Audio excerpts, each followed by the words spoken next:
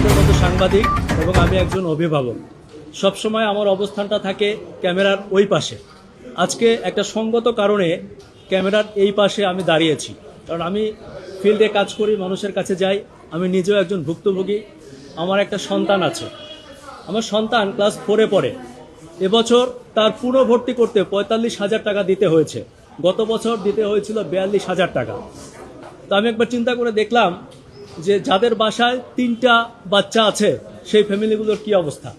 আপনারা জানেন যে বাংলাদেশের অধিকাংশ মানুষ মধ্যবিত্ত, নিম্ন মধ্যবিত্ত এবং নিম্নবিত্ত। আমাদের সম্পদ নেই, আমাদের বাড়ি গাড়ি নেই। আমরা যারা নিম্ন মধ্যবিত্ত আমরা মনে করি আমাদের সন্তানটাই হচ্ছে আমাদের সম্পদ। এদেশের মানুষ সারা জীবন সন্তানের জন্য সর্বোচ্চ করে। কেন করে? আমার সন্তান একদিন বড় হয়ে আমাদের সম্পদ হবে। আমার সন্তান আমাকে শেষ বয়সে দেখবে, আমাকে খাওয়াবে, পড়াবে। যেহেতু আমার জমি জমা টাকা পয়সা সম্পদ কিছু করতে পারে নাই, আমার সন্তানটা আমাকে শেষ বয়সে দেখবে, আমি আমার সর্বোচ্চ দিয়ে মানুষ করতে চাই। আর ঠিক এই টেন্ডেন্সির কারণে আমাদের মধ্যবিত্ত, নিম্ন মধ্যবিত্ত পরিবারগুলো একেবারে রাস্তার ফকির হয়ে যাচ্ছে তারা পড়াশোনা তো করাতে গিয়ে।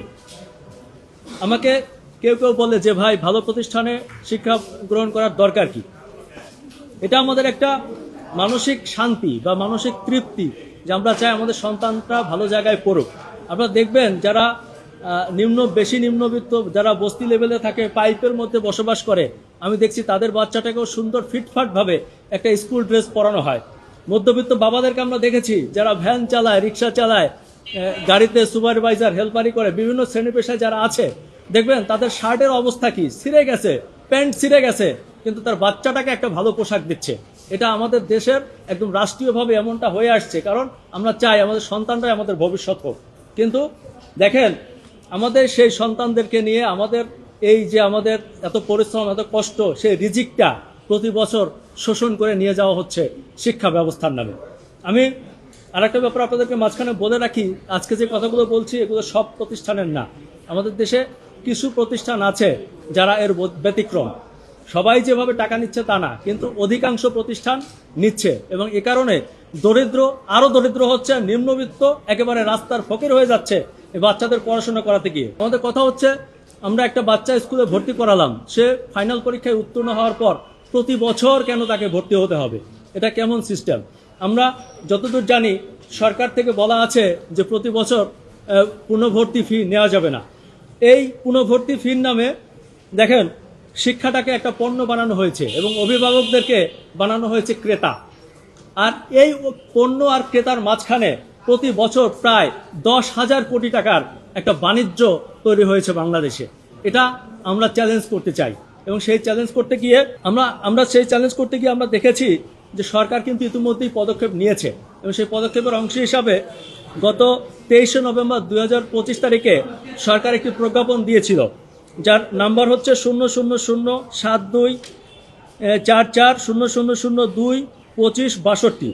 এর 15-5 ধারার উপধারায় বলা আছে, একই প্রতিষ্ঠানে বার্ষিক পরীক্ষায় উত্তীর্ণ হয়ে এক শ্রেণী থেকে পরবর্তী শ্রেণীতে ভর্তির ক্ষেত্রে প্রতি বছর সেশন চার্জ নেওয়া যাবে, তবে পুনর্ভর্তি ফি নেওয়া যাবে না।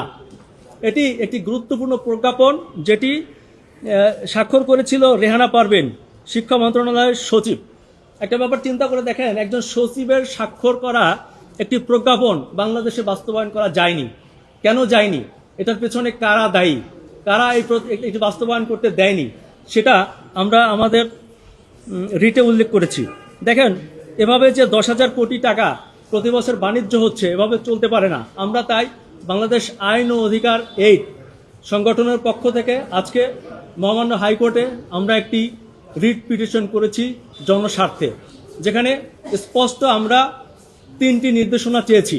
যার প্রথমটি হচ্ছে, প্রতি বছর পুনর্ভর্তির নামে এই যে 1,000 কোটি টাকা আদায় করা হচ্ছে, সেটি অবিলম্বে বন্ধ করতে হবে এবং এ ব্যাপারে একটি নির্দেশনা প্রদান করতে হবে। দ্বিতীয়ত হচ্ছে, যারা এবছর অলরেডি পুনর্ভর্তি হয়েছে, হাজার কোটি টাকা দিয়ে যেসব প্রতিষ্ঠানগুলো এই টাকা নিয়েছে, সেই টাকাগুলো ফেরত দিতে হবে, এ ব্যাপারে একটি নির্দেশনা প্রদান। এবং সর্বশেষ আমরা মহামান্য হাইকোর্টের কাছে যেটি চেয়েছি সেটি হচ্ছে, সচিব রেহানা পারভীন স্বাক্ষরিত যে প্রজ্ঞাপনটি হয়েছে, সেটি বাস্তবায়ন করতে হবে এবং একটি আলাদা স্বাধীন মনিটরিং সেল গঠন করতে হবে এবং এটি প্রতি বছর মনিটর করতে হবে।